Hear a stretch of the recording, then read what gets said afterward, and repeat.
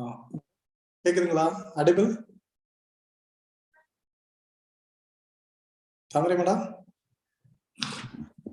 ஐயா சொல்லுங்க ஐயா. Okay okay. இல்ல ஃபுல் சைலண்டா இருந்துச்சா எனக்கு அது டவுட். இன்னும் எத்தனை நிமிஷம் இருக்கு? ஐயா அவ்வளவுதாங்க, ஸ்டார்ட் பண்ண.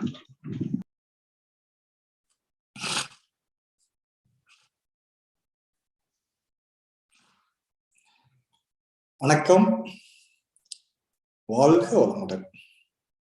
My dear friends, today day 15, Friday. I think இன்னைக்கு யாரும் பேரண்டிங் செஷன் அப்படின்ட்டு குழந்தைங்களை அப்படி யாரும் இல்லை தானே? எல்லாரும் தானே கலந்துருக்கீங்க? அப்படிதானே? எல்லாரும் தானே இருக்காங்க? ஐயா எப்பயும் போலதான் எல்லாரும் தாங்க இருக்காங்க. Okay okay, good. ஓகே, இன்னைக்கு 15th டே. மோரோவர் மெமரி டிப்ஸ் இன்னைக்கு final 15th day. we are going to complete the memory tips. நேற்று வரைக்கும் 29 பார்த்துருக்கோம். இன்னைக்கு பேலன்ஸ் எதை கம்ப்ளீட் பண்ணிட போறோம், என் பண்ண போறோம். அதுக்கு முன்ன ஆஸ் யூஷுவல் நம்ம ஃபர்ஸ்ட் பார்க்குற அந்த topic mind, thoughts, conscious, subconscious. இதுல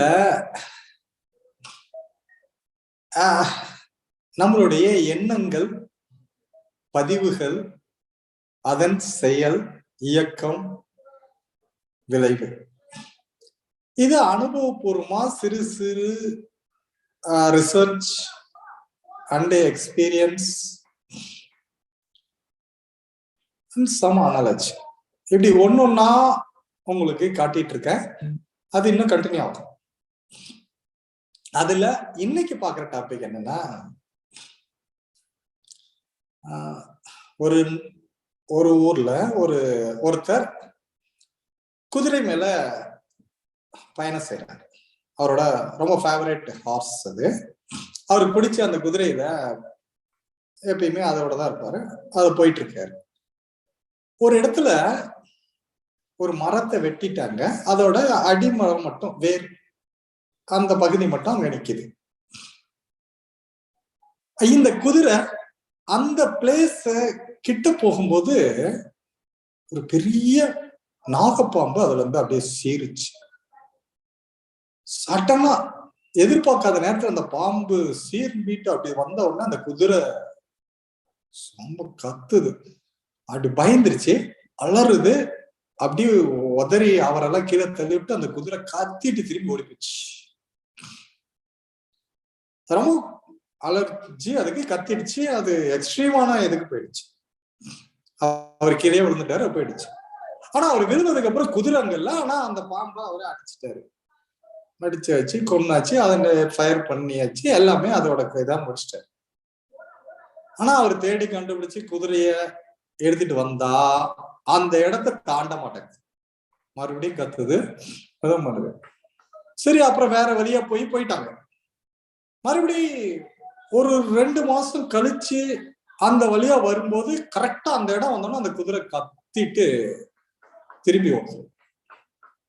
இவர் பார்த்தாரு, இதை எப்படி சரி பண்றதுன்னு அப்படின்னு வச்சு, இந்த மரம் இருக்கிறதுனால பிரச்சனை அப்படின்னு சொல்லிட்டு அந்த மரத்தை வேரோடு அடியோடு சுத்தமா கிளீன் பண்ணியாச்சு. அந்த ரோடு ஒரு காங்கிரீட் போட்டு கிளியர் பண்ணியாச்சு. அப்ப அந்த இடத்துல அந்த மரம் இருந்ததுக்கான அடையாளம் கூட இல்லாத எல்லாமே கிளியர் பண்ணியாச்சு.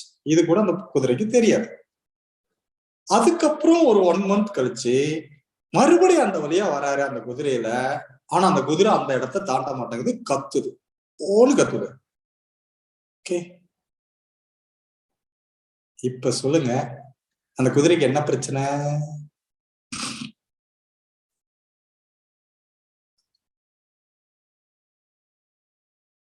யாராவது சொல்லாமா? அந்த குதிரைக்கு என்ன பிரச்சனை? அதோட ஆழ் மனசுல ஆழமா பதிவு, பயம், அந்த சடன் எஃபெக்ட், சடன் ஃபீலிங். ஒரு சிலருக்கு ஒரு இதுல அந்த ஆக்சிடென்ட பார்த்தா அப்படியே டக்குன்னு அத ரொம்ப இதாகி அந்த மாதிரி ஒரு எதிர்பாராத நேரத்துல சட்டனா நடக்கிற அதுதான் அன்னைக்கு கேட்டாங்க அப்பயே சொன்னேன், எமோஷன் கலந்து கொடுத்தா சப்கான்சியஸ் மைண்ட்ல டக்குன்னு போகும் அப்படின்னு சொன்னேன். சோ இந்த இடத்துல பயம் அப்படிங்கிற எமோஷனோட அந்த கான்சியஸ் மைண்டு அந்த செய்தியை, அந்த பாம்போட படத்தை அதை அப்படியே சப்கான்சியஸ் கடத்துது. அது போய் பதியுது, ஆழ் மனதில் ஆழமான பதிவு அங்க உருவாகுது. அவ்வளவு சீக்கிரத்துல அது பதிவு வெளியேறத. இதேதான் எல்லாருக்குமே. நான் இந்த இடத்துல குதிரை பாம்புன்னு சொன்னேன், அவங்களுக்கு வெவ்வேற இருக்கும், அது அவங்களுக்கு தான் தெரியும். சோ இது மாதிரி அப்போ அந்த குதிரை அத்தனை நாள் ஆனாலும் அந்த இடத்துல அந்த மரம் இருந்தது, பாம்பு இருந்ததுக்கு உண்டான சுவடு எதுவுமே இல்லாதப்ப கூட அதனால் அந்த இடத்தை மறக்க முடியல, அது போயிட்டே இருக்கு. சோ இதை எப்படி சரி பண்ணுவது? ஓகே, சரி, இது கேள்வியே கேட்டுட்டு இருக்கிறீங்களே, எப்ப இதுக்கு நீங்க பதில் சொல்லுவீங்க? புள்ளி வச்சுக்கிட்டே இருக்கிறோம், அப்புறம் போலாம். Okay, right. சோ இன்னைக்கு டாபிக் அவ்வளவுதான், மைண்ட பத்தி. சரி, நம்ம அடுத்தது போலாமே. இன்னைக்கு இதுக்கு வேற ஒரு சின்னதா ஒரு இன்ட்ரோ ஒண்ணு, அதுக்கப்புறம் மெமரி டிப்ஸ், ஃபைனல் இது போலாம். இன்னைக்கு பாக்குற விஷயம் இன்னொன்னு என்ன பாக்குறோம்னா, நம்ம ஆன்செஸ்டர்ஸ், நம்மளுடைய மூதாதையர்கள் ரொம்ப வருஷத்துக்கு முன்னால, பல ஆயிரக்கணக்கான வருஷத்துக்கு முன்னால வாழ்ந்த நம்முடைய மூதாதையர்கள், அவங்க எப்படி வாழ்ந்தாங்க தெரியுமா? உடம்புல ட்ரெஸ் கிடையாது, பல்லு அப்படியே இப்படி கூரா ஒரு மாதிரி நீட்டிட்டு இருக்கும், காட்டுல வாழ்ந்தாங்க, மிருகத்தோட மிருகமா வாழ்ந்தாங்க. சாப்பிடணும் அப்படின்னு அவங்களுக்கு ஒரு தேவை ஏற்பட்டுச்சு. சாப்பாட்டுக்கு என்ன பண்றது? அந்த மிருகத்துங்களை அப்படியே கடிச்சு பச்சை மாமிசத்தை அப்படியே மென்னு அப்படி சாப்பிட்டாங்க. அப்படி வாழ்ந்துட்டு இருந்தாங்க. மரம், பழம், இது அதான் எல்லாமே மிருகத்தோட மிருகமா வாழ்ந்தாங்க. அப்புறம் யாரோ ஒருத்தருக்கு ஏதோ ஒரு இதுல ஒரு சின்னதா ஒரு கிரியேட்டிவிட்டி, ஒரு பொறி தட்டுது. அவன் என்ன பண்றாங்கன்னா, நம்ம இங்க இதை விட தங்குறதுக்கு குகை தான் சேஃப் அப்படின்னு அந்த குகையை பாக்குறான். அதுல போய் நைட்டு பட்டு தூங்குறது, வெயிலுக்கு இருக்கிறது, அந்த மாதிரி இருக்கு, அதுதான் பெஸ்ட், குகையில் வாழ்ந்தான். இது ஒருத்தங்களுக்கு ஏற்பட்ட கிரியேட்டிவிட்டி. அப்புறம் அப்படியே இம்ப்ரூவ் ஆகுது. அடுத்தது, குகைக்குள்ளதான் இருக்கணுமா, வெளியவே நம்ம வீடு கட்டலாமே, மரத்தை வெட்டி அந்த மரத்திலேயே ஹட்டு அது செய்யறாங்க. அதுல ஒரு குடிசை மாதிரி வீடு மாதிரி போட்டு அதுல வாழ்றாங்க. அப்புறம் அந்த தலைகளை வெட்டி தன் உடம்புல முக்கியமான பார்ட்டை அப்படியே மறைச்சு அதுதான் ட்ரெஸ், அப்படி அது ஒருத்தருக்கு உருவாகுது. இப்படி ஒவ்வொருத்தருக்கும் ஒவ்வொரு ஐடியா உருவாகி அது அறிவுபூர்வமா இருந்து அப்படியே வருது. அப்புறம் முதல்ல இந்த மின்னல் அடிக்குது, காட்டுல இருக்கிற சருகுகள் அது படுது, அந்த சருகு நெருப்பிடிச்சு எரியுது. இப்போ அத நெருப்ப பார்த்தோன்னா இவன் பயந்து ஓடுறாங்க நம்ம ஆளுங்களாம். அப்புறம் யாரோ ஒருத்தன் அந்த நெருப்பு பக்கத்துல கொஞ்சம் பார்க்கும்போது அது கொஞ்சம் கதகதப்பா ஒரு வெப்பம், ஆகா இது நல்ல குளிரா இருக்கும்போது இது கரெக்டா இருக்குமே, நல்லா இருக்குமே. அவங்களுக்கு உருவான கிரியேட்டிவிட்டி, இந்த வெப்பம் குளிருக்கு பரவாயில்ல, அப்போ நாமளே இந்த நெருப்பை உருவாக்கலாமே. கல்லு, 2 கல் எடுத்து உரசலாம், நெருப்பை கண்டுபிடிச்சிட்டோம். எவ்வளவு பெரிய விஷயம். அடுத்தது, சரி இந்த நெருப்பை வச்சு என்ன பண்ணலாம், இந்த மாமிசத்தை பச்சையா சாப்பிடலாம், அதை சுட்டு சாப்பிடலாமே. அடுத்த ஸ்டெப் பாருங்க, ஒவ்வொன்னா முன்னேறுது. அடுத்தது, இந்த குடிசையில இந்த ஹட்டுல இருக்கிறோமா, அடுத்து செங்கல். அப்புறம் இந்த மிருகத்தை வேட்டையாடுறதுக்கு ஆயுதம் வேணும், ஸ்டீல், ஈட்டி, அம்பு, வேல், கத்தி, இப்படி அடுத்தது அடுத்தது அடுத்தது. அப்புறம் வெறும் தலையை கட்டிட்டு இருக்கிற நாம பருத்தி, பஞ்சு, துணி, அடுத்த ஸ்டேஜ். இப்படி ஒரு இதெல்லாம் ஒவ்வொன்றுக்கும் பல ஆயிரம் வருஷங்கள் மாற்றம். உரத்துக்கு ஒரு பரிணாம வளர்ச்சி ஒவ்வொரு ஸ்டேஜா மாறுது. அது ஒவ்வொன்றுக்கும் பல வருடங்கள் ஆகுது. சரி, இப்படி ஒரு ஸ்டேஜா மாறி அடுத்து யாருக்கோ ஒருத்தர் இருந்து இம்ப்ரூவ்மெண்ட், அடுத்த ட்ரெஸ், மற்ற சென்ஸ், இப்படி மாடிஃபை ஆகி இன்னைக்கு நான் இங்க உட்காந்துட்டு பேசுறேன். அங்க அமெரிக்காவில் நியூ ஜெர்சியில, அங்க சிங்கப்பூர்ல, வெஸ்ட் ஆப்பிரிக்கா, எல்லா இடத்துலயும் நான் இங்க பேசுறேன், அங்க ரீச் ஆகுது. இப்போ இந்த அளவுக்கு நம்ம டெவலப் ஆயிருக்கோம். எவல்யூஷன் அது ஒரு நாளையில நடக்கல, ஒருத்தரால் நடக்கல, பல பேருக்கு பல இடங்களில் உருவான கிரியேட்டிவிட்டி. எல்லாரும் பாதி நாமளும் போகணும்னு போகாத, யாரோ ஒருத்தர் ஏதோ ஒரு நேரத்தில் நாம கொஞ்சம் வித்தியாசமா அதை பண்ணலாம் இதை பண்ணலாம்ன்ற யோசனை, அந்த இன்டலெக்ட், அதுதான் இன்னைக்கு இந்த இடத்தில் வந்து நிறுத்திருக்கு. இதுக்கு இடையில நான் வரிசையா சொல்லிட்டேன், டைம் இதுலயே போயிடும். அதனால நீங்க ஒவ்வொரு ஸ்டெப்பா பார்க்கலாம். நம்மளே இதை ஒரு 10 years 20 years முன்னால மொபைல் போன் இருந்தது, டெலிபோன் தான் இருந்துச்சு. அதுக்கப்புறம் மொபைல் வருது. மொபைல் வந்ததுக்கு அப்புறம் நோக்கியாவில் இந்த மாதிரி நம்பர் இவ்வளவு செங்கல் சைஸ்ல வருது. அப்புறம் அதுக்கு அடுத்தது ஸ்மார்ட் போன்னு வருது. ஸ்மார்ட் போன் இன்னைக்கு வந்ததுக்கு அப்புறம் ஒவ்வொருத்தருடையும் போன் வந்துருச்சு. இன்னைக்கு ஒவ்வொருத்தருடைய போன் வந்ததுக்கு அப்புறம் இன்னைக்கு ஜூம் வருது, கூகுள் மீட்னு வருது, நமக்குள்ள கொரோனான்னு வருது. இந்த நேரத்துல நம்ம எல்லாம் உட்கார்ந்து கம்யூனிகேட் பண்றதுக்கு வசதி இருக்கு. அப்போ இப்படி பல இடத்துல பலருக்கும் உருவான அந்த கிரியேட்டிவிட்டி தான் இன்னைக்கு இந்த science and technology and others improvement வந்துச்சு. Okay, so the word here what I would like to say, the creativity, அது ஒவ்வொரு காலகட்டத்தில் ஒரு மனிதர்களுக்கு ஒவ்வொரு இடத்தில் வந்தது. அதை அவர்கள் பயன்படுத்தியதால் நாம் இந்த வளர்ச்சியை பெற்றுள்ளோம். ஓகே, சரி. அப்போ அது எப்படி அவங்களுக்கு மட்டும் வருது? ஏன் பல பேர் எப்பவும் சோகமா அழுதுட்டு துக்கத்திலே கஷ்டத்திலேயே இருக்கிறாங்க? ஒரு சிலர் ரிலாக்ஸா உட்காந்து யோசிச்சு, இங்க உட்காந்துட்டு அங்க இருக்குது மூணு, இங்க இருக்குது மார்ஸ், இங்க இருக்குது ஜூபிட்டர் அப்படின்னு ஒன்னொன்னுக்கும் டைரக்ஷன், லெங்த், பிரெத், வித்துன்னு ஒன்னொன்னையும் எப்படி கொடுக்க முடிஞ்சது? இப்ப இல்ல, பல ஆயிரம் வருஷத்துக்கு முன்னாடி. சோ வித் சயின்டிபிக் இம்ப்ரூவ்மெண்ட்டே வராதுக்கு முன்னாலேயே அவங்களால இதெல்லாம் எப்படி பண்ண முடிஞ்சது? அப்ப அவங்க என்ன பண்ணனாங்க? அவங்க பிரெயின் எப்படி அந்த ஃப்ரீக்வன்சில போச்சு? ஏன் நம்ம இப்ப பண்ண முடியாதா? இப்ப அதை வச்சுதான் நம்ம அடுத்ததுன்னு பின்னாடி வருவோம். அப்போ நம்மளுடைய தாட்ஸ், எண்ணங்கள், அந்த ஃப்ரீக்வன்சிய வச்சு இன்னொருத்தரோட மைண்டோட நம்ம மைண்ட கனெக்ட் பண்ண முடியாதா? பல ஆயிரம் மைலுக்கு அந்த பக்கம் இருக்கிறவங்களோட நம்ம மைண்ட் இங்க இருந்து கனெக்ட் ஆக முடியாதா? ஏன் மொபைல் தான் கனெக்ட் ஆகுமா? நம்ம மைண்ட் ஆகாதா? ஆகும். இப்படி பல விஷயங்கள் தெரிஞ்சுக்க போறோம், தெரிஞ்சுக்கணும், அதுதான் தேவை. சோ நம்ம ஒவ்வொரு நாள் கொஞ்சம் கொஞ்சமா அப்படியே இம்ப்ரூவ் பண்ணிட்டே வருவோம். ரைட், இன்னைக்கு இந்த இடத்துல இது கிரியேட்டிவிட்டி, ஆர்வம், ஒரு தூண்டுதல், எல்லாரும் மாதிரி நாமளும் போகாத, நாம வித்தியாசமா யோசிக்கிறது, யோசிச்சதுக்கு அப்புறம் அதை செயல்படுத்துறத மற்றவங்களுக்கு வெளிப்படுத்துறது, இப்படி பல கோணங்கள் இருக்கிறது. Okay, right friends. இப்போ நம்ம டாபிக் மெமரி டிப்ஸுக்கு வரலாம். மெமரி டிப்ஸ்ல இன்னைக்கு பாக்குறது 30th டிப். அது என்ன தெரியுமா? சக்சஸ், வெற்றி. அப்படின்னா சக்சஸ் அப்படிங்கிறது ஒரு சேர், உட்கார்ந்து இருக்கிற இந்த சேர் தான் சக்சஸ்.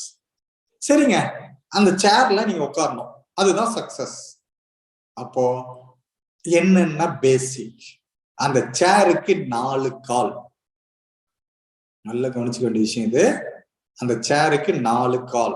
நீங்க எஸ்டேக் சேர்ன்னு சொல்ல வேண்டாம், 4 கால் இருக்கிற சேர், அதுதான் சக்சஸ். இமேஜின், விஷுவலைஸ், அதுதான் இப்போ உங்ககிட்ட இருக்கு.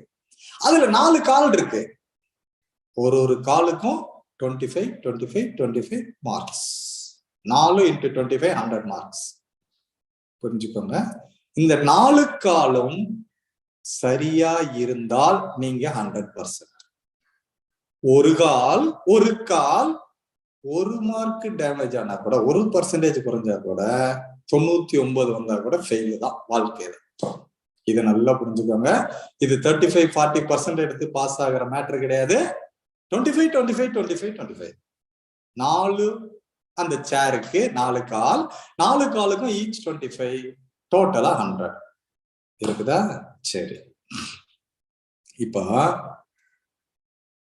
அந்த 4 என்னன்னா 4 கால் என்னன்னா 1 PQ பிசிக்கல் கோஷன்ட், ஃபர்ஸ்ட் கால் பிசிக்கல் கோஷன்ட். ரெண்டாவது EQ எமோஷனல் கோஷன்ட், EQ. மூணாவது கால் IQ இன்டலெக்சுவல் கோஷன்ட். நாலாவது கால் SQ ஸ்பிரிச்சுவல் கோஷன்ட். இவ்வளவுதாங்க, இதுதான் சேர். இது ஒன்னுலயும் நீங்க ஈச் 25 இருந்தால் வாழ்க்கையில் சக்சஸ், வெற்றி, டெஸ்டினேஷன் எது வேணாலும் வச்சுக்கோங்க, அந்த இடத்துல உட்கார்றீங்க. இதுல எதுல வீக்கா இருந்தாலும் பரவாயில்லைங்க, போயிடுவீங்க. அவ்வளவுதான். அந்த பரமபதம் விளையாடுற மாதிரி பாம்பு மறுபடியும் கொண்டு வந்து கீழே விட்டுரும். ஒவ்வொன்றையும் ஃபுல் மார்க் எடுக்கணும். பிசிக்கல் கோஷன், சுவர் இருந்தாதான் சித்திரம் வரைய முடியும். நம்ம உடம்பை நாம் சரிவர மெயின்டைன் பண்ணணும். அதுக்குதான் ஹீலர் பாஸ்கர் அவர்கள் அனாட்டமிக் தெரப்பி அப்படின்ற ஒண்ணு கொண்டு வந்து மக்கள் மத்தியில் ஒரு விழிப்புணர்வை ஏற்படுத்தி உங்க உடம்பை நீங்க எப்படி பாதுகாப்பு பண்ணலாம் தெரிஞ்சுக்கலாம், அதுக்கு நிறைய எடுத்துட்டு இருக்காரு. இன்னும் பல பேரையும் காரணம் காட்டுறார், அவரு வழிகாட்டுறார். அதை ஃபாலோ பண்ணிட்டு இருக்கிறீங்க. ஓகே, சரி. Physical portion. நான் இங்க உங்களுக்கு கேட்க ஒரே ஒரு விஷயம், ஸ்கூல் எல்லாம் போறோம். ஸ்கூல்ல எந்த ஸ்கூல்ல வேணா, ஏன்னா நான் எனக்கு வேலையா தானே எல்லா இடத்துக்கும் ஸ்கூலு காலேஜஸ் போயிட்டு இருக்கேன்னா பெரிய பெரிய கிரவுண்ட் இருக்கும். ஆனா எந்த ஸ்கூல்லயாவது அந்த பிடி பீரியட்ல அந்த குழந்தைங்கள விளையாட விட்டுருக்காங்களா? அவ்வளோ பெரிய கிரவுண்டு யாருக்கு? அது பிசிக்கல் டைரக்டர்ஸ். அவங்களோட வேலை என்ன தெரியுமா? விசில் அடிக்கிறது. இந்த ஸ்டூடெண்ட்ஸ இந்த கிளாஸ் வந்து அந்த கிளாஸுக்கு கியூ, ஃபார்ம் அ லைன். அவ்வளவுதான். விசில் அடிச்சுட்டே இருப்பாங்க. வந்து பசங்கெல்லாம் மிரட்டுறது, அடிக்கிறது, திட்டுறது, இது மட்டும்தான் அவங்க வேலை. அவ்வளவுதான் அவங்களோட. அதுக்குதான் சம்பளம். அவங்களுக்கு விளையாட்டு இதெல்லாம் தெரிஞ்சிருக்கணும், அதெல்லாம் தேவையில்லை. டயட்டிஷியனை பத்தி தெரிஞ்சிருக்கணும் தேவையில்லை, அதெல்லாம் முக்கியம் கிடையாது. அதுதான் நான் கவனிச்சதுங்க. அதுக்குன்னு நானும் எல்லாம் கரெக்டுன்றா சொல்ல வரல. உங்களோட இது வேற மாதிரி இருக்கலாம், அதுக்கு நான் ஆர்கியூமெண்ட்டுக்கும் வரல. நான் என்ன பார்த்தனோ அதை சொல்றேன்.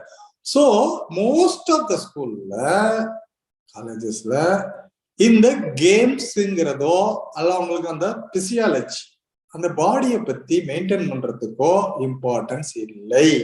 அந்த பீரியடெல்லாம் இன்னொரு மேக்ஸ் டீச்சரோ சயின்ஸ் டீச்சரோ அல்லது சோசியல் டீச்சரோ தத்து எடுத்துக்கிறாங்க. இதனால அது பாடம் டெக்ஸ்ட் இதை மட்டுமே ஃபோக்கஸ் பண்றாங்க. சரிங்க, ஸ்கூலு தான் அப்படி. வீட்டுல நம்ப விடுறோமா? இந்த நேரத்துல ஒரு 5 மார்க்ஸ படிக்கலாம், இந்த நேரத்துல ஒரு 3 மார்க்ஸ படிக்கலாம், இந்த நேரத்துல ஒரு 2 மார்க்ஸ படிக்கலாம். மார்க்கு அதை மட்டும்தான் ஃபோக்கஸ் பண்ணி அந்த பிள்ளைங்களை விளையாடுறதுக்கே இல்லை. நீ கேட்ட உடனே சொல்லுங்க, அவங்க எங்கெங்க விளையாடுறாங்க, எப்பயும் போன்லயே இருக்கிறாங்க அப்படின்றாங்க. சரி, அதுவும் காரணம் எப்படி வருது? வெளியே விடாதப்ப வேற என்ன பண்ணலாம்? ஆப்ஷனுக்கு போனை தொடர்றதுதான். அப்ப நம்ம தான் அவங்கள மோட்டிவேட் பண்ணி கொஞ்சம் பாடியை எனர்ஜெட்டிக்கா வச்சுக்கிறதுக்கு அந்த பிசிக்கல் மூவ்மெண்ட் இருக்கணும். இந்த உடம்புங்கிறது அசைஞ்சா எனர்ஜி இல்லை, மனசுங்கிறது அசையாம இருந்தா எனர்ஜி. நல்லா புரிஞ்சுக்கோங்க. இதான் இது வந்து புத்தரை ஒரு இடத்துல கூப்பிட்டு பெரிய விருந்து வச்ச ஒரு மன்னர் கேள்வி கேட்கிறாங்க. அதாவது உங்ககிட்ட இருக்கிற சிஷியர்கள்லாம் நீங்க சொல்ற ஹார்ட் எக்ஸசைஸ், கடினமான தியானம் பயிற்சி அவங்களால பண்ண முடியும், எங்களால பண்ணவே முடியாது, எங்களுக்கு ஈஸியான டெக்னிக் ஏதாவது சொல்லிக் கொடுங்கன்ற சொன்னது. எது உடம்பு அசைந்தால் நல்லது, மனது அசையாமல் இருந்தால் நல்லது. அவ்வளவுதான், இவ்வளவுதான். இதுலயே எல்லாமே அர்த்தம். அப்போ இந்த உடம்ப அப்படியே உட்காந்துட்டு நல்லா சாப்பிட்டுட்டு படின்னு படிச்சுட்டு இருந்தா அப்புறம் ஒபேசிட்டி தான். புசு புசுன்னு. அது 10th படிக்கிற பசங்க +2 படிக்கிறவங்க செஞ்சுரி அடிக்கிறாங்க, வெயிட் 100 தாண்டுது ஒபேசிட்டி. சோ இந்த இடத்துல அவ்வளவுதான், என்ன சொல்ல முடியும். நான் ரொம்ப டீட்டெயிலா இதை போக விரும்பல. EQ, அதை கவனத்தில் வையுங்கள். சுவர் இருந்தால்தான் சித்திரம் வரைய முடியும். So we have to give importance for our physiology, body. So அதையும் கவனிக்கணும். அதில் 25 மார்க், 25% எடுக்கணும். ரைட். ரெண்டாவதுங்க EQ, emotional quotient. இது நிறைய இதை பத்தி பேசினா ஒரு நாள் ஃபுல்லா பேசிட்டு இருக்கணும். ஏன்னா சட்டனா எமோஷன், யாராவது ஒருத்தர் திட்டா போதும், அவ்வளவுதான், உடனே இல்ல ஒரு இதுல ஃபெயில் ஆயிட்டா போதும். ஏன் எக்ஸாமுக்கு முன்னாடியே நான் இந்த நீட்டுக்கு இப்போ வந்தப்போ, இப்ப கரண்ட் நீட் அன்னைக்கு சண்டே காலையில எக்ஸாமுக்கு போகணும். எங்க வீட்டுக்கு பக்கத்துல என்னோட க்ளோஸ் ஃப்ரெண்டோட எங்ககிட்ட படிச்ச அந்த மாணவன் தனுஷ் காலையில 4 மணிக்கு ஹேங் பண்ணிட்டு இறந்துட்டான். அவனை அதுக்கு நாளுக்கு முன்னால் கூட நான் சொல்றேன், இதுதான் வாழ்க்கை கிடையாது, வாழ்க்கைங்கிறது எவ்வளவோ இருக்கு. ஏன்னா 2 முறை எழுதும் போதும் சொன்னேன், நீ தகுதிக்கு மீறி ஆசைப்படுற, இதுதான் நினைச்சிட்டு இருக்காதுன்னா, இல்ல சார் இந்த தடவை படிச்சுருவான், இந்த தடவை முடிச்சிருவான் அப்படின்னு சொல்லிட்டே இருந்தான். இப்ப நம்மகிட்ட பெங்களூர்ல இருந்து கூட ஒரு ஸ்டூடெண்ட் என்கிட்ட இப்ப அட்டன் பண்றவங்க இதை பத்தி கேட்டாங்கன்னா, 2 தடவை நைட்ல போயிது, இப்ப 3வது தடவை என்ன பண்றதுன்னு. அதுக்கு நான் அப்புறம் சொல்றேன், சண்டே பேசுறேன்னு நேற்று தான் சொன்னேன், அது தெரியும். இப்ப கேட்டுட்டு இருக்கோம். சோ இந்த பையன் நைட் எல்லாம் என்ன நினைச்சேன்னா காலையில தூங்கிட்டான். தாங்கிக்க முடியல. இன்னைக்கு அவங்க அம்மா நிலைமை ரொம்ப மோசமா இருக்கு. அது ஏன்னா ஆல்ரெடி அவங்க ஹார்ட் சர்ஜரி பண்ணுவாங்க. இது இழப்பு அவங்களால ஏத்துக்கவே முடியல. சோ இதுல இருந்து என்ன நம்ம தெரிஞ்சுக்கிறோம், இது இவன் மேட்ரு கிடையாது, இன்னொன்று நிறைய இருக்குதுங்க. எதுக்கு அப்போ ஒரு தோல்வியும் ஒரு வெற்றியும் சமமா பகிர்ற பேலன்ஸ் பண்றதை யார் கத்துக் கொடுக்கணும், யார் கத்துக் கொடுத்துருக்கணும்? அந்த பேரண்ட்ஸும் அந்த டீச்சர்ஸும். இவங்க 2 பேருமே மார்க்க மட்டுமே போக்கஸ் பண்ணதுனால அந்த பிள்ளைங்களோட நிலைமை என்னாச்சு, இதான் நடந்துச்சு. சோ எமோஷனலி நீ ஜெயிச்சாலும் தோல்வி அடைஞ்சாலும் வாழ்க்கையில் வெற்றி அடைவதற்கு இதெல்லாம் பாடம். These are the lesson. Learn the lesson from the others' experience too. தெரிஞ்சுக்கோ அப்படிங்கிறத சொல்லி அதை பேலன்ஸ் பண்றதுதான் எமோஷனல் கோஷன்ட். எடுத்ததுக்கெல்லாம் கோவப்படுறது. நிறைய பேர் இந்த எமோஷனலா அவங்கள ட்ரெயின் பண்ணாத விட்டதுனால விளைவு, அந்த பொண்ணுங்க எல்லாம் ரொம்ப சென்சிட்டிவா இருப்பாங்க. கல்யாணம் ஆகி போவோம், மாமியார் திட்டினா உடனே சூசைட் பண்ணிக்கிறது, இல்லைன்னா வேற ஏதாவது த்ரெட்டன் பண்றது, வேற ஏதாவது பண்றது, இந்த மாதிரி நிறைய இருக்குது. சோ இதெல்லாம் அந்தந்த வயசுல அந்த 2 பேரும் பர்டிகுலரா பேரண்ட்ஸ் டீச்சர்ஸ் அவங்களுக்கு இன்கல்கேட் பண்ணணும், பேலன்ஸ் பண்ணணும். எமோஷனலா எப்படி ஹேண்டில் பண்றது அப்படிங்கிறத முதல்ல நாம தெரிஞ்சுக்கணும். நாம கரெக்டா இருக்கணும். நாம அவங்க முன்னால அப்படியே அக்ரெசிவா நான் அப்படித்தானே, என்னோட this is my identity, I am doing like this அப்படின்ற மாதிரி பண்ணிட்டு இருந்தா அது அப்படியே செயின் ரியாக்ஷன்ஸ் அப்படியே போயிட்டே தான் இருக்கும். ஸோ ஃபர்ஸ்ட் நாம மாறணும், மற்றவங்க நம்மளை பார்த்து மாறிக்கணும். Right. So emotional quotient second one. Third one IQ. அது நான் சொல்லவே தேவையில்ல, அது ஒண்ணுதான் பண்ணிட்டு இருக்கிறாங்க. Intellectual quotient. ஸ்கூல்ல ஐக்யூ டெஸ்ட், இவங்களோட ஐக்யூலோ அவங்களோட ஐக்யூலோ அப்படின்றது இந்த மார்க்க ஒண்ணு காரணம் கிடையாது. மார்க்கை பேஸ் பண்ணி ஐக்யூவை எடுத்துட்டு இருக்கிறாங்க. ஓகே இருக்கட்டும். ஆனா அதை ஒண்ணு மட்டும் பண்ணனா மத்த 3ஐயும் விட்டுறாங்க. அந்த ஒரு காலை வச்சு ஒரு சேர் இருக்காதுங்கிறது யாருக்கும் தெரிய மாட்டேங்குது. அதுக்கு வேல்யூ 25 தான், ஆனா அதை 100 ஆக்கிட்டு இருக்காங்க. Okay, this is IQ. Last ஒண்ணுங்க, ஸ்பிரிச்சுவல் கோஷன்ட், எஸ்கியூ.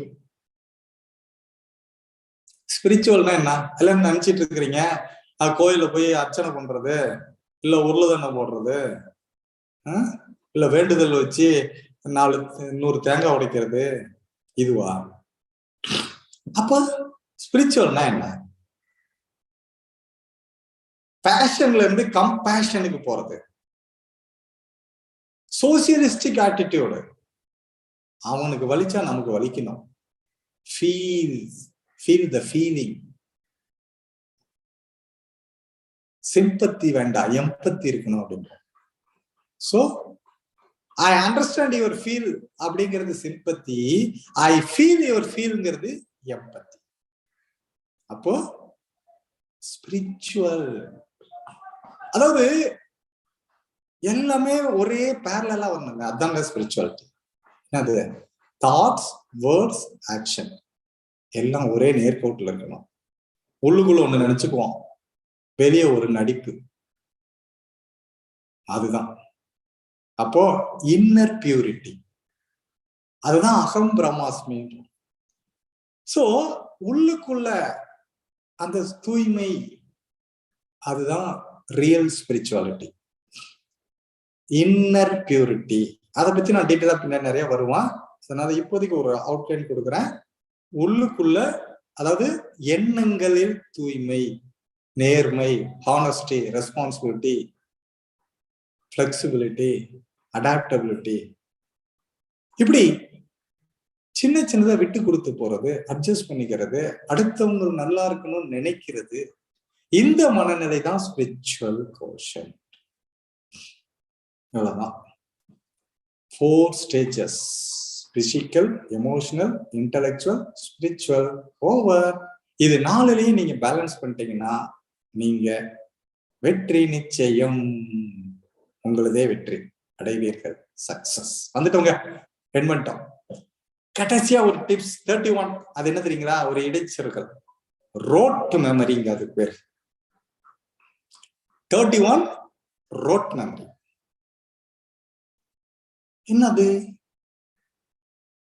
திடீர்னு ரோட்டுக்கு ஸ்பெல்லிங் தெரியலன்னா ரூட் மெமரின்னு கூட வச்சுக்கோங்க. மொத்தத்துல இது என்ன தெரியுங்களா பண்றோம்? இத ஒண்ண இன்னையில இருந்து நீ சொல்லிட்டல, இதுக்கு இன்னைக்கு சொல்லியாச்சு, நாளையில இருந்து till the end of the session நம்மளோட இது. அது மட்டும் இல்ல, அதுக்கு மேலேயும் 60 நாள், 66 நாள். ஏன்னா இதுக்கு முன்ன சைக்காலஜி சொன்னாங்க, if you continue anything more than 21 days it will become a habit. இப்போ வேர்ல்ட் ரிசர்ச்ல என்ன சொல்றாங்க, 2 மாசம், அதுவும் 66 நாள் தொடர்ந்து ஒரே இதை செய்யும் போது அது ஹேபிட்டா மாறிடுது. அப்போ நாம அப்படியே வச்சுக்கலாமா, 2 months. இன்னைக்கு ஒண்ணு சொல்ற இந்த டெக்னிக், நாளையில இருந்து நீங்கள் எல்லாரும் செய்ய போறீங்க. இத ஒண்ணு செஞ்சீங்கன்னா நிறைய ஜெயிச்சிடலாம். இந்த ஒண்ணு என்ன, காலையில எல்லாம் எழுந்திருச்சு நம்ம மார்னிங் ஷெட்யூல் எல்லாம் முடிச்சாச்சு. காலைல பிரேக்ஃபாஸ்ட் முடிஞ்சிருங்க. அது எந்த உங்களோட டைம், அது 8 o'clock, 9 o'clock, 10 o'clock, depends upon your breakfast time. அது முடிச்சதுக்கு அப்புறம் ஒரே ஒரு வேலை செய்யறீங்க, கை கழுவிட்டு 1 நிமிஷம் ஸ்பெண்ட் பண்றீங்க டைம். என்னது? மார்னிங் வேக்கப்ல இருந்து டில் ஹேண்ட் வாஷ், சாப்பிட்டுட்டு கை கழுவணும்ல, அது வரைக்கும் நடந்த நிகழ்வுகளை ஆர்டர் படுத்தி பார்க்கிறோம். 6 மணிக்கோ 5 மணிக்கோ 4 மணிக்கோ எழுந்திரிச்சோம். எழுந்திரிச்சதுக்கு அப்புறம் என்ன பண்ணோம்? நன்றி சொன்னோம், மன்னிச்சோம், இல்ல எது வேணாலும் பண்றோம். அது அவங்கவுங்களோட செயல்கள் என்னென்னவோ அதை ரீகால் பண்றீங்க வரிசையா. அது பிரஷ் பண்ணீங்க, குளிச்சிங்க, ஏதாவது எக்ஸசைஸ் பண்ணீங்க, இல்ல வேற எங்கேயும் வெளியே போட்டு வந்தீங்க, இல்ல சாங்ஸ் கேட்டீங்க, ஏதோ புக்ஸ் படிச்சீங்க, என்னென்ன செஞ்சீங்களோ அத மணிக்கணக்கில் உட்காந்து டைரி எழுதிடாதீங்க. அது இல்ல, மைண்ட்ல ஆர்டரா முதல் டைம் ஒரு 2 நிமிஷம் ஆகுதா, ஓகே 3 minutes ஆகுதா, லெட் இட். அதுக்கு நம்ம மணிக்கணக்கில் யோசிக்க கூடாது. அதிகபட்சம் 3 நிமிஷம், அப்புறம் அது 2, அப்புறம் 1 ஆக்கிடலாம். அந்த 2-3 hours என்ன நடந்துச்சோ அதை ஆர்டரா ரீகால் பண்றீங்க. இது ஃபர்ஸ்ட். அடுத்தது பிரேக்ஃபாஸ்ட் டு லஞ்ச். லஞ்ச் முடிச்சதுக்கு அப்புறம் உட்காந்து பிரேக்ஃபாஸ்ட் டு லஞ்ச் என்ன நடந்துச்சோ அதை ஆர்டரா இருக்கட்டும். இன்கேஸ் ஸ்கூலுக்கு போற ஸ்டூடெண்டா இருக்கான், ஃபர்ஸ்ட் பீரியட், செகண்ட் பீரியட், அப்புறம் break, third period, fourth period, யாரு என்ன நடத்தினாங்க, இது எல்லாம் சும்மா ஒரு நிமிஷத்துல ரீகால் பண்ணுவோம். இது டைரி எழுதிட்டு இருக்க கூடாது. மறுபடியும் சொல்றேன், உட்காந்துட்டு யோசிச்சுட்டு படிச்சுட்டு இருக்க கூடாது. ஃபர்ஸ்ட் ஆரம்பத்துல பிராக்டிஸ் பண்ற வரைக்கும் கொஞ்சம் டைம் ஆனாலும் 2 minutes 3 minutes 4 minutes ஆனாலும் எடுத்துக்கோங்க. அது பிராக்டிஸ் பண்ண பண்ண பண்ண ஒரு நிமிஷத்துல பண்ண முடியும். இது 2வது ஆச்சா. 3வது நைட்டு சாப்பிட்றது. அது 7:30 மணிக்கோ 8 மணிக்கோ சாப்பிட்றோம். மதியானம் லஞ்ச்ல இருந்து ஈவினிங் நைட்டு சப்பர் வரைக்கும் இடைப்பட்ட நேரத்துல என்ன நடந்துச்சோ அதை ஆர்டரா ரீகால் பண்றோம். 3rd ஓவருங்க. 3 முறை முடிஞ்சிருச்சா, 3 நிமிஷம் ஸ்பெண்ட் பண்ணோமா. இதுக்கு அடுத்தது நைட்டு படுக்க போறோம். அது 9:30 10 10:30. அதுக்கு மேல முழிச்சுக்கிட்டு இருந்தா I will not advise you, நீ நைட்டு முடிச்சிட்டு இருங்கிறத. அது தூங்க போறோம். பெட்ல உட்காந்துட்டோம். படுக்கிறதுக்கு முன்னாடி overall morning to morning, bed to bed, பெட்டை விட்டு எழுந்திரிச்சதுல இருந்து பெட்டுக்கு வர வரைக்கும் இடையில என்ன நடந்துச்சோ எல்லாத்தையுமே யோசிங்க ஆர்டரா. இதுல ஒரே ஒரு டிப்ஸ் சொல்றேன். அதுல நடந்த எதிர்மறையான நெகட்டிவானத அதை பின்னால நான் இன்னும் கொஞ்சம் டீட்டெயிலா வேற ஒரு சொல்லுவேன். அதை லைட்டா எடுங்க. அதுக்கு ஃபுல் இம்பார்ட்டன்ஸ் ஸ்ட்ரெஸ் கொடுத்து ரிவிஷன் பண்ணாத. அது நடந்ததை எடுங்க, ஆனா அதுக்கு ஃபுல் இம்பார்ட்டன்ஸ் கொடுக்க வேண்டாம். அதை நான் எப்படி கொடுக்கறதுன்னு டீட்டெயிலா பின்னாடி இன்னொரு இதுதான் கொண்டு வருவேன். அதாவது 22nd டேல வரும். அது 21 22 அது சொல்றேன். இப்ப என்ன தெரிஞ்சுக்கிறீங்க, அது நெகட்டிவா இருந்தாலும் இருக்கட்டும், ஆனா அதை ரொம்ப எமோஷனலாவோ இன்ட்ரெஸ்டாவோ அதுக்கு இம்பார்ட்டன்ஸ் கொடுக்க வேண்டாம். ஆனா பாசிட்டிவ் மத்தத நடந்ததுக்கு ஃபுல் இம்பார்ட்டன்ஸ் கொடுக்கணும். ஆனா எல்லாமே நடந்தது எல்லாமே ரீகால் பண்ணுங்க. பட் அதுக்கு ப்ரையாரிட்டைஸ் பண்றது எது, இம்பார்ட்டன்ஸ் எதுக்குங்கிறதுல பாசிட்டிவ்க்கு ஃபுல் இம்பார்ட்டன்ஸும் நெகட்டிவ் லைட் இம்பார்ட்டன்ஸும் கொடுங்க. Matter over. இவ்வளவுதாங்க, முடிஞ்சிச்சுங்க. Rote memory over. இது டவுட் கிளியர், இது புரியலன்னா மறுபடியும் இந்த ரெக்கார்டிங்க திரும்ப கேளுங்க, உங்களுக்கு கிளியர் ஆயிடும். அவ்வளவுதான். So this is called road memory. Breakfast, lunch, supper, இடையில ஒவ்வொரு இதுல நடந்ததை ஆர்டர் பண்ணி பார்த்து 3 தரம் பண்ணணும்னு, அதுக்கப்புறம் எண்ட் ஆஃப் த டே நைட்ல மார்னிங் டு ஈவினிங் என்ன நடந்துச்சோ அதை ரீகால் பண்ணிக்க முடியும். ஓவர். இப்படியே தினமும் பண்ண பண்ண பண்ண நீங்க மெமரியில மாஸ்டர். ஏன் சார் இதை நாளே சொல்லிடக்கூடாதா? சொல்லிருந்தா இத்தனை விஷயம் நீங்க கேட்க மாட்டீங்களா? Okay right. இத ஒண்ணு பெர்ஃபெக்டா பிடிச்சுக்கோங்க, ரெகுலரைஸ் பண்ணுங்க, கண்டினியூஸ் செய்யுங்க. So memory tips 31 rote memory or root memory over. இதோட இந்த டாபிக்கே எண்டுக்கு வந்துருச்சு. இப்ப ஃபைனல் ரவுண்டு முடிச்சிடுறேன். Last session, inspiring personality of the day today, day 15ல வருது. அது போறதுக்கு முன்ன நம்ம யூஸ்வல் இதுதான். இன்னைக்கு ஒரு நாள் கிளாஸ், நாளைக்கு பிரேக், சண்டே. என்கிட்ட கான்டாக்ட்ல இருக்கிறவங்க அவங்களுக்கு I will send you the Zoom link to that particular group. You will get it and come to our Zoom. 100 பேர் தான் வர முடியும். மிச்சம் இருக்கிறவங்க யோசிக்க வேண்டாம். 3rd ஐ மெமரி எம்பவர்மெண்ட்ல லைவ் ஸ்ட்ரீம்ல வந்துடும் பேரண்டிங் செஷன். அதுல வந்துருங்க. அதுக்குன்னு ஒருத்தர் பொறுப்பை ஒப்படைக்கிறேன், அவர் இருப்பாங்க. நீங்க என்னென்ன கொஸ்டின்ஸ் கொடுக்குறீங்களோ அத்தனைக்கும் இது உண்டு. கிளியர் பண்ணிக்கலாம். ரெகுலரா ஒவ்வொரு வீக்கும் பேரண்டிங் அப்படியே கண்டினியூ ஆகலாம். ஓகே சரி. இது ஒண்ணு. இதுக்கு அடுத்தது ஏற்கனவே மற்றதெல்லாம் சொல்லிட்டேங்க. நம்ம யூடியூப் சேனல் சப்ஸ்கிரைப் பண்ணுங்க, பெல் ஐக்கான கிளிக் பண்ணுங்க, நோட்டிபிகேஷன் கொடுங்க, லைக் கொடுங்க, கமெண்ட் கொடுங்க, அப்புறம் ஷேர் பண்ணுங்க மற்றவங்களுக்கு. அதையும் சொல்லிட்டேன். அதெல்லாம் நீங்க செய்வீங்க. இன்ஸ்டாகிராம் ஃபாலோ பண்ணிக்கோங்க. இது எல்லாமே கொடுத்துட்டேன். என் ஃபோன் நம்பரும் எல்லாத்துக்குமே தெரியும். தெரியாது இருந்தா இப்போ ஒரு கால் ரேட் யாராவது புதுசா வந்தவங்களா இருந்தா 8838973707 8838973707. இந்த நம்பருக்கு தொடர்பு கொண்டு உங்களுடைய தேவைகளை கிளியர் பண்ணிக்கலாம். ஓகே, அடுத்தது இந்த கிளாஸ் உங்க சரௌண்டிங்ஸ்ல நீங்க ஒரு டீச்சரா இருக்கலாம், இல்ல ஸ்கூல் ஓனரா இருக்கலாம், இல்ல ப்ரொஃபஸரா இருக்கலாம். இப்படி இது 4 பேருக்கு போய் சேரணும்ன்ற எண்ணங்கள் இருந்தா எந்த ஸ்கூல் காலேஜஸ் வேணாலும் இது உங்களுக்கு உதவும். இது ஜஸ்ட் ஒரு தடவை இதை யூஸ் பண்ணி பாருங்களேன் அப்படின்ற ஒரு இன்டிமேஷன் அவங்களுக்கு கொடுத்து என்னை அங்கு கொண்டு போய் நிறுத்த வேண்டிய ஒரு பாலமா நீங்கள் இருந்தா நன்றிகள் கோடி. சரி, செய்வீங்க அப்படின்ற நம்பிக்கையோட அடுத்த topics, final round, final session, inspiring personalities. இன்னைக்கு பாக்குறது யாரு? இவர் தாங்க கிரியேட்டிவிட்டியோட காட் ஃபாதர். இன்னைக்கு கிரியேட்டிவிட்டியில தானே ஆரம்பிச்சோம். அதான் இவர் வந்ததுக்கு அப்புறம் இந்த சயின்ஸ், அனாட்டமி இதெல்லாம் ரொம்ப வேகமா முன்னேறிடுச்சு. ஒரு 500 வருஷத்துக்கு முன்னாடி. இதுல இன்னொரு பியூட்டிஸ் என்னன்னா 1911 வருடம் பிரான்ஸ்ல லூவர் அருங்காட்சியகத்துல, லூவர் மியூசியம், அதுல ஒரு படம் மாட்டி வச்சிருந்தாங்க பார்வையாளர்களுக்காக. ஒரு நாள் அது களவு போயிடுச்சு, யார திருடி போயிட்டாங்க. அது மேட்டர் இல்ல.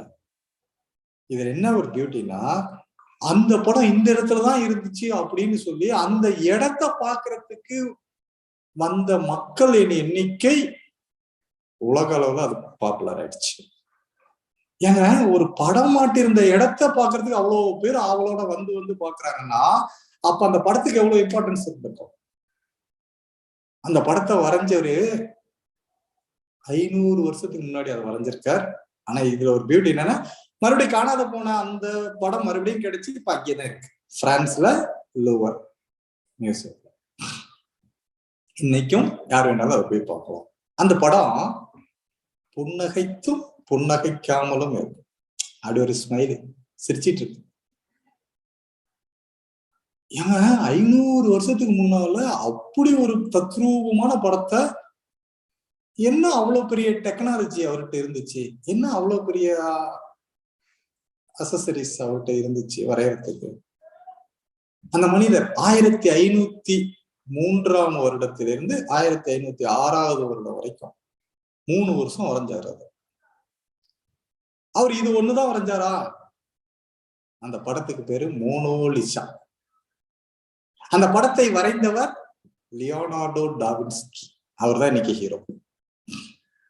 அவர் இது ஒண்ணுதான் வரைஞ்சாரா? இன்னொன்னு ரொம்ப ஃபேமஸ், த லாஸ்ட் சப்பர்.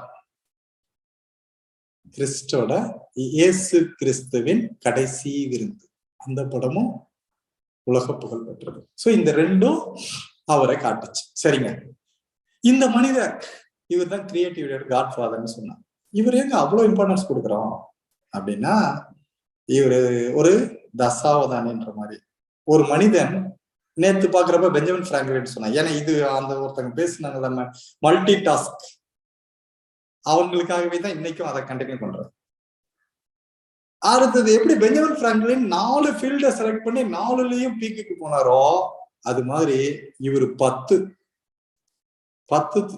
இவர் நம்பர் 1. படம் வரைகிறது, கவிதை எழுதுறது, கடல் ஆராய்ச்சி, இராணுவம், ஸ்கல்ப்டர், சிலை செதுக்கிறது, மீன் வளர்த்தை, இப்படி கிரியேட்டிவிட்டி, இப்படி எல்லா ஃபீல்டு 10லயும் அவரை பீட் பண்றதுக்கு ஆளே கிடையாது. இவர் 1452 வருடம் ஏப்ரல் 15 அதாவது 1452 ஏப்ரல் 15 இத்தாலியில ஒரு கிராமத்துல பிறந்தார். அவரோட பிறப்பு ஒரு களங்கமானதுதான், அதெல்லாம் நமக்கு தேவையில்ல. அவரு பிறந்த ரொம்ப கஷ்டத்துல இருந்தார். அதுக்கப்புறம் அவரோட திறமைகள் ஒன்னொன்னும் வேற லெவல். அப்படி இருக்கிற அவரு என்னன்னா பண்ணினார் அதான் சொன்னோம்ல, இந்த மோனோலிசா வரைஞ்சாரு, லாஸ்ட் சப்பரை வரைஞ்சாரு. இது மட்டும் தானா அப்படின்னு கேட்டா, ஒரு தாயோட வயித்துல ஒரு குழந்தை, கர்ப்பப்பையில அந்த குழந்தை எந்த டைரக்ஷன்ல எப்படி இருக்குதுங்கிறது இப்பதானே ஸ்கேன் பண்ணி பாக்குறோம். அவர் 500 வருஷத்துக்கு முன்னால படமா வரைஞ்சு வச்சிருக்காரு. அந்த படத்துக்கும் இப்ப பாக்குற ஸ்கேனுக்கும் வித்தியாசமே கிடையாது. அந்த குழந்தையோட பொசிஷன். அப்படின்னா அவரோட கிரியேட்டிவிட்டி, அந்த கியூரியாசிட்டி எந்த அளவுக்கு இருக்கும். அதே மாதிரி ஏரோப்ளைன்லாம் எப்ப கண்டுபிடிச்சான்? ஆனா அப்பவே பாராசூட்டை வரைஞ்சு வச்சிருக்கிறாரு, ட்ரில்லிங் மிஷின் வரைஞ்சிருக்காரு, சிசர் வரைஞ்சிருக்கிற கத்திரிக்கோள், ஹெலிகாப்டர் வரைஞ்சிருக்கிறாரு. இது இப்படிதான் இருக்குன்றது அந்த கற்பனா சக்தி அவரோட படம் வரைஞ்சு வச்சிருக்கிறாரு. அப்புறம் மெமரியில ரொம்ப எக்ஸ்ட்ரீம். அதாவது ஒரு குருவிங்களை பறவைங்களை இதுல வாங்கிட்டு வந்து அப்படியே பறக்க விட்டுருவாராம். விட்டுட்டு அந்த அந்த காட்சியை அப்படியே கண்ணுக்கு படமாக்கிட்டு அந்த படத்தை அப்படியே வரைஞ்சு படமா கொடுப்பார். இப்படி மெமரி. சோ இத்தனை விஷயத்திலையும் தன்னிறைவற்று மிகச்சிறந்த நிலையில் வாழ்ந்த இந்த லியோனார்டோ டாவின்ஸ்கி 1516 வருடம் பிரான்ஸ் நாட்டுல அந்த மன்னர் பிரான்சிஸ் ஃபர்ஸ்ட், அதாவது முதலாம் பிரான்சிஸ், இவரை எங்க நாட்டுக்கு வந்துரு, உனக்கு நான் நல்ல வசதி பண்ணி தரேன்னாரு. இவரும் போனாரு. இவருக்கு ஒரு தனி பங்களா கொடுத்து எல்லா இதுவும் கொடுத்தாரு. அதுக்கப்புறம் ஒரு 3 வருஷம் கழிச்சு 1519 இறந்துட்டார். 67 வயசு இறந்துட்டார். ஓகே, இப்போ புரிஞ்சிருக்கோம் ஏன் இந்த மோனோலிசா இப்ப பிரான்ஸ்ல இருக்கு. அதான் கடைசி அவருக்கு அடைக்கலம் கொடுத்து அவரை பாதுகாத்து வழி நடத்தினது அந்த நாடு. அதனால இட்டாலியில இந்த பிறந்தவர் பிராட்டப் அப்படி கூட இல்ல, செட்டில்டு. கடைசி காலத்துல வந்து சேர்ந்த ஊரு அதுதான். Okay, that's all friends. இத்துடன் இந்த டாபிக் நிறைவு பெறுகிறது. இதிலிருந்து கேள்விகள் கேட்கலாமா? சரி, இந்த டாவின்ஸ்கிய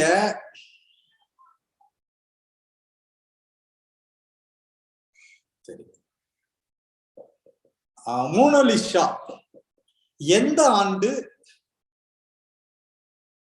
எந்த மியூசியத்தில் இருந்து காணாமல் போனது?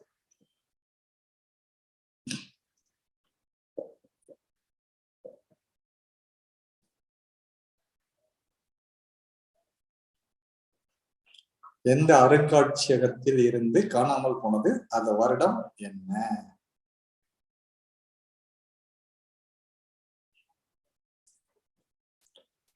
கேள்வி நம்பர் 1.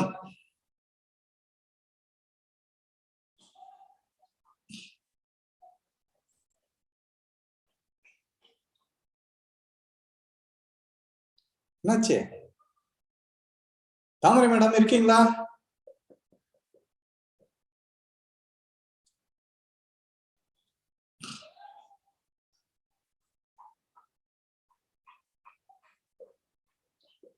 ஓகே, அது கூட அப்படியே கேள்வி நம்பர் 2 எடுத்துக்கோங்க. அவங்க பண்ணிக்கோங்க. கேள்வி நம்பர் 2 என்ன தெரியுமா? அந்த பிரான்ஸ் நாட்டோட மன்னர் பெயர் என்ன? That is question number 2. Question number 3. அந்த டாவின்ஸ்கியோட வரைந்ததில் 2 உலக பிரசித்தி பெற்ற படங்கள், இரண்டாவது எது? அவ்வளவுதான், 3 கேள்வி. என்னாச்சு?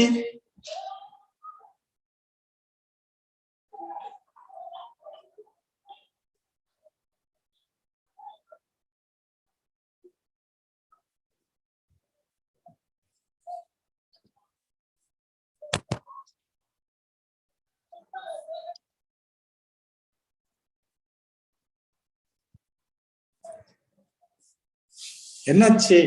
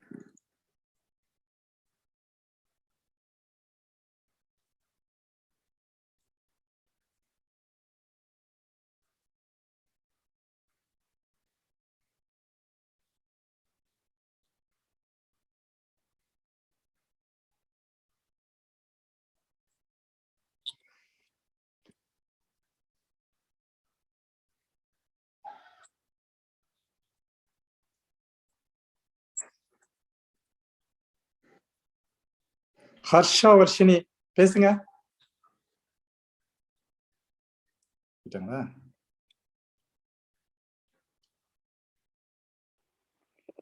Yes sir.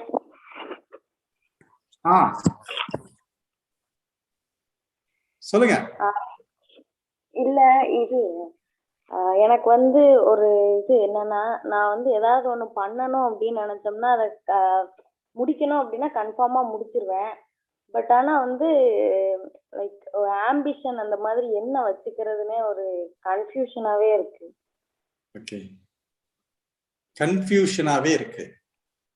நான் இதுக்கு ஏற்கனவே வந்து கொடுத்தேன் ஃபியூஷன் கன்ஃபியூஷன். ஃபியூஸ் அப்படின்னா நம்ம பிரெயின்ல இருக்கிற நியூரான்ஸ் ஒன்னோட ஒண்ணு ஒன்னோட ஒண்ணு கனெக்ட் ஆகாத இருந்தா கன்ஃபியூஸ். அப்போ இடையில உருவாகும் அந்த கெமிக்கல்ஸ் பல காரணங்கள் இருக்கு. ஓகே, நான் அதுக்கு நிறைய ஃபுட் ஹேபிட்ஸ்ல இருந்து, நம்மளுடைய மெடிடேஷன்ல இருந்து, நம்மளுடைய எண்ணங்கள்ல இருந்து நிறைய மாற்றத்தை கொண்டு வந்தா அந்த பாசிட்டிவ் ஹார்மோன்ஸ் நமக்கு தேவையானதா கொண்டு வரலாம். Happy hormones, dopamine, oxytocin, serotonin, endorphin, மாதிரி நிறைய விஷயங்கள் இருக்கு. நான் ஏற்கனவே சொல்லியிருக்கேன். அதை பத்தி டீட்டெயிலா தேவையான சமயத்துக்கு நான் சொல்லித்தரேன். தெரிஞ்சுக்க வேண்டிய விஷயம் இவ்வளவுதான். ஃபியூஷன் குழப்பம் ஏன் வருது? நம்ம கிட்ட நெகட்டிவ் கெமிக்கல்ஸ் அதிகமா இருக்கு. புரியுதுங்களா? Okay sir. ஆனா நம்மளுக்கு பெஸ்டான ஒண்ணு அப்படிங்கறத நம்ம எப்படி சூஸ் பண்றது? இல்ல இது நம்ம வந்து ஒரு ரெண்டு பொருளோ இல்ல ஒரு ஒப்பீனியன், டிஃப்ரெண்ட் ஒப்பீனியன்ஸ் இருக்கும்போது இதுதான் பெஸ்ட் அப்படிங்கிற மாதிரி எப்படி அதை கண்டுபிடிக்கிறது? ஓகே, அதுதான் ரிலாக்ஸ். நம்ம மைண்ட் ரிலாக்ஸ் ஆனா அதை சூஸ் பண்ணிக்கோ. அதை நாம இதுதான்றத யாருமே டிசைட் பண்ண முடியாது, நாங்க சொல்ல முடியாது. நீங்க தான் டிசைட் பண்ணணும். நீங்க டிசைட் பண்ணணும்னா உங்களுடைய அறிவு அந்த இடத்துல கரெக்டா இருக்கணும், அதுக்கு தெளிவு இருக்கணும், மைண்ட் ரிலாக்ஸா இருக்கணும். அவ்வளவுதான் விஷயம். ஓகே, அந்த மைண்டை ரிலாக்ஸ் பண்றதுக்கு அதுக்குதான் ஸ்பிரிச்சுவல் பிளஸ் நிறைய இருக்கு. அதெல்லாம் ரிலாக்ஸ்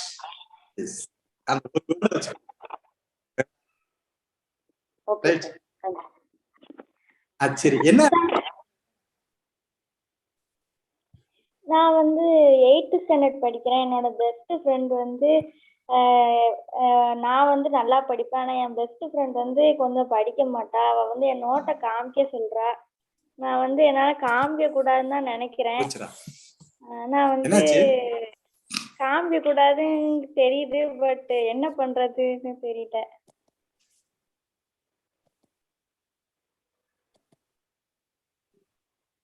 ஹலோ,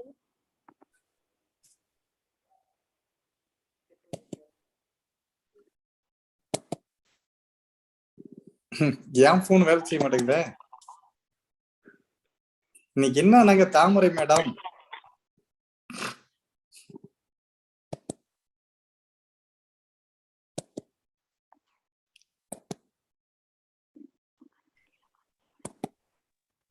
ஐயா சொல்லுங்க ஐயா. Hello hello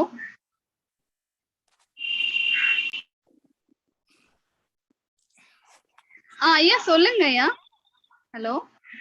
hello. ஐயா கேக்குதுங்களா? கேக்கு ரொம்ப டவுனா வருது. ஐயா இங்க கொஞ்சம் மழை ஃபுல்லா பெஞ்சிட்டு இல்ல இருக்கனால எனக்கு ஆடியோ சரியா வர மாட்டேங்குது. அப்படிங்களா? ஒரு நிமிஷம் இருங்க. ஆ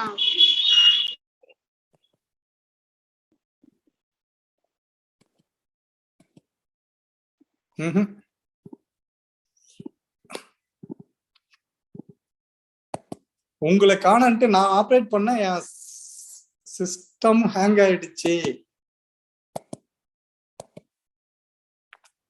ஒரு நிமிஷம் இருங்க.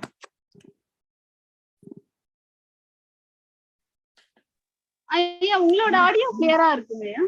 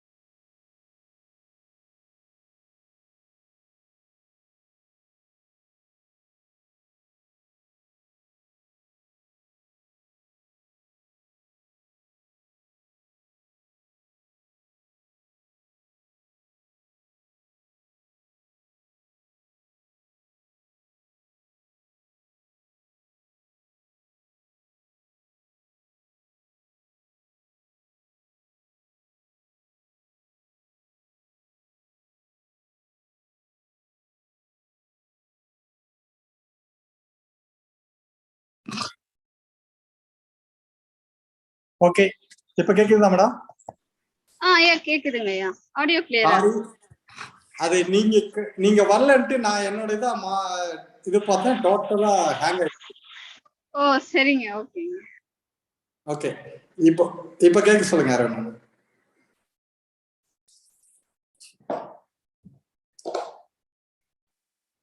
எஸ்,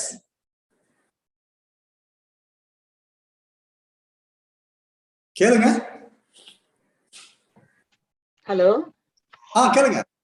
ஹலோ ஐயா, நான் சுமதி பேசுறேன், பாஸ்டன்ல இருந்து. நீங்க நீங்க இனிஷியலா ஒண்ணு சொன்னீங்கல்ல, எமோஷனலா ஒரு இன்சிடென்ட் அன்எக்ஸ்பெக்டடா நடந்தனா சப்கான்சியஸ் மைண்ட்ல போயிடுது. அது என்னுடைய லைஃப்லயும் நடந்திருக்கு. அது ஒரு என்னுடைய அம்மாவுடைய மரணம் வந்து அது மாதிரி ஆயிடுது. அதுல இருந்து வெளியே வர்றதுன்னா எப்படி பண்ண முடியாது? ட்ரை பண்றேன், மெடிடேஷன் எல்லாம் பண்ணிட்டு இருக்கேன். பட் எப்படி வேரோட எப்படி எடுக்கிறது? வேற யாருக்காவது அந்த உடம்பு சரியில்லைன்னா, ஏதோ ஒரு பிரச்சனை ரிலேட்டடா மென்டல் ப்ராப்ளம் ஆச்சுன்னா, I always connect to that bad that negative emotion ஆயிட்டு அதோட கனெக்ட் பண்ணி நான் பயப்படுறது இல்லாத எல்லாரையும் வேற அந்த அந்த சுச்சுவேஷனை வந்து ஒன்னும் பேடா ஆக்கிடுறேன் நானு. அதுல இருந்து எப்படி வெளியே வர்றது? அதுக்கு இதான் உண்மை. நான் சொன்னதான் ஒவ்வொருத்தருக்கும் ஒவ்வொரு இன்சிடென்ட் சொன்னேன். இப்ப நீங்க சொன்னது இதுக்கு என்ன சொல்ல வரேன், என்னோட ஆக்சிடென்ட் ஞாபகம் வச்சுக்கோங்களேன். முதல் ஒரு எதிர்பார்க்காத நேரத்துல வெடிச்சு என் கண்ணை பாதிச்சு அந்த இன்சிடென்ட் கிட்டத்தட்ட 10 வருஷம் ஆகுது.